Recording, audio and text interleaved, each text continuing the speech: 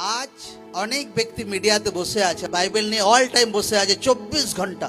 অভিষিক্ত অয়েল প্রার্থনা মতলব শয়তানি, আচ্ছা রুমাল দিয়ে প্রার্থনা মতলব এটা জাদুটোনার প্রসেস। আমাকে লোকরা বলু এখানে ঈশ্বরের বাক্যতে লেখা আছে কিনা, কোথায় লেখা আছে?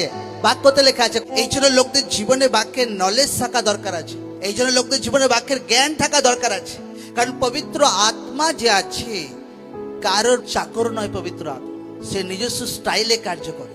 এই জন্য যখন লোকরা আজকাল বাক্য যখন জ্ঞান থাকে না, নলেজ থাকে না, আর উটপাটাং লোকরা বলতে শুরু করে, আচ্ছা ওখানে তো ভাই অয়েল ব্যবহার করা হয়, আচ্ছা ওখানে তেল ব্যবহার করা হয়, ওখানে এ ব্যবহার করা হয়।